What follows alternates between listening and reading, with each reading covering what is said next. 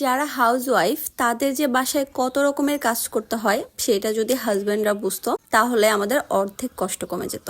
আমি চিন্তা করলাম আমি আমার সারাদিনের জার্নিটা আজকে আপনাদের সাথে শেয়ার করব। হ্যালো এভরিওয়ান, কেমন আছেন সবাই? আশা করছি সবাই অনেক বেশি ভালো আছেন। চলেন সকাল থেকেই ব্লগটা স্টার্ট করা যাক। সকালবেলা উঠেই আমি পরোটার জন্য আটাটাকে গুলে দেন পরোটার ভাজটা দিয়ে নিলাম। এখন পরোটাটা বেলে ভাজতে চলে যাচ্ছি। আমি আর আমার হাজবেন্ড দুইজনই পরোটা খেতে অনেক পছন্দ করি, তাই আমি মাঝে মধ্যে এভাবে বাসায় পরোটা বানাই। আর আমার কাছে পরোটার এই ভাজটাই কিন্তু অনেক বেশি ইজি মনে হয়, যেটা আমি প্রথমে আপনাদেরকে দেখিয়েছি। দেখেন মুচমুচে করে পরোটাটা ভেজে নিলাম। এখন চা বানানোর পালা। পরোটা দিয়ে চা খেতে কার না ভালো লাগে? আমার তো খুবই ভালো লাগে। আমার হাজবেন্ড একদমই দুধ চা লাভার না, বাট আমি তাকে জোর করে মাঝে মাঝে দুধ চা দেই। ওকে আজকে বললাম তুমিও আমার সাথে আজকে পরোটা দিয়ে চা দিয়ে ট্রাই করবে, যদিও সে একদমই করতে রাজি ছিল না। এই তো আজকে আমাদের সকালের নাস্তা, পরোটা সাথে দুধ চা আর আগের দিনের তরকারি ছিল লাউয়ের তরকারি, যেটা দিয়ে রুটি খেতে বা পরোটা খেতে অনেক মজা লাগে। তো আমি যেটা করলাম চা দিয়ে পরোটাকে চুবিয়ে চুবিয়ে খাচ্ছিলাম। এই গেল সকালের রান্না বান্নার ভেজাল। এখন হচ্ছে দুপুরের জন্য চিন্তা ভাবনা করতে হবে। এদিকে আবার আমার বাজারে যেতে হবে, আমি সেটা নিয়েও একটু টেনশনে ছিলাম। যেদিন আমার বাজার করতে হয় বা বাহিরে যেতে হয় সেদিন আগে থেকে একটা প্যারা খাই আমি।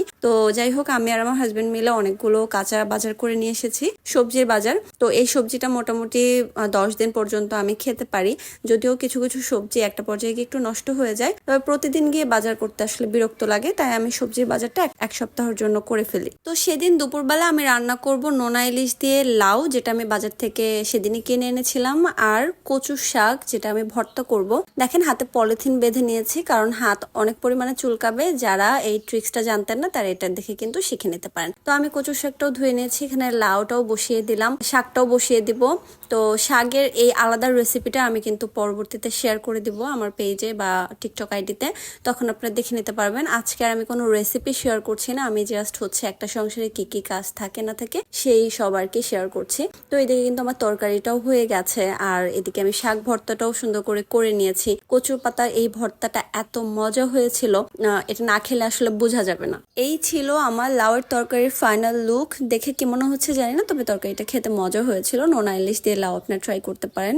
এই ছিল আমাদের টুকিটাকি দুপুরবেলার রান্নার আয়োজন। এখন হচ্ছে আমরা দুজন মিলে একটু খেয়ে নিব, দেন একটু রেস্ট করে আমাদের আবার ভিডিও মেক করতে হবে। যারা কন্টেন্ট বানান তারা জানেন যে প্রতিনিয়ত কিভাবে কন্টেন্ট তৈরি করতে হয় আর সেটার পিছনে কতটুকু সময় ব্যয় করতে হয়। তো এখানে কিন্তু আমি আর আমার হাজবেন্ড মিলে ভিডিও মেক করছিলাম। আমি ওকে দেখিয়ে দিচ্ছিলাম কিভাবে কি করতে হবে। আমার এই ভিডিও মেক করার ক্ষেত্রে আমার হাজবেন্ড আমাকে অনেকটা হেল্প করে। দেন আমি আবার রাত জেগে আমার এই ভিডিওগুলো এডিট করি, দেন সেগুলো পোস্ট করি। ওর কিন্তু আলাদা অনেক কাজ থাকে, যেগুলো বাদ দিয়ে ও আমার ভিডিওর জন্য বেশ খানিকটা সময় আমাকে দেয়। দেন আমরা সন্ধ্যার দিকে নাস্তা করি, নাস্তা করে আবারও হচ্ছে বাহিরে যাই, কারণ আমাদের মাছ কেনার ছিল। দেন আমরা মাছ কিনে বাসায় আসি। প্রতিদিন হয়তো এই কাজগুলো থাকে না, তবে প্রতিদিনই কিছু না কিছু কাজ থাকে। যেমন মাছ কেনাটা প্রতিদিন থাকবে না, ওই সময় হয়তো অন্য কোনো কাজ করতাম। তো বাসায় এসে রাতের বেলা এই তো ইসুপগুলোর ভুসি, যেটা আমাদের রেগুলার রুটিন, ইসুপগুলোর ভুসির সাথে দুধ মিক্সড করে এটা আমরা খেয়ে দেন শুয়ে শুয়ে আমি আমার ভিডিও এডিট করি। ঘুমাতে ঘুমাতে 3টার পর বেজে যায়, আর আমার হাজবেন্ড বসে বসে ওর ল্যাপটপে যে কাজ থাকে সেগুলো করে। এই হচ্ছে আমার ডেইলি লাইফের রুটিন। কোন কোন আপুরা আমার মতো আছেন তারা অবশ্যই কমেন্টে জানাবেন। আর অবশ্যই ভিডিও ভালো লাগলে আমার পেজে যদি আপনারা নতুন হয়ে থাকেন তাহলে প্লিজ একটা ফলো করে দিবেন, আর টিকটক থেকে দেখলেও ফলো করে দিবেন আর শেয়ার করে দিবেন। সবাই ভালো থাকবেন, দেখা হয়ে যাবে নেক্সট একটা ব্লগে। আল্লাহ হাফেজ।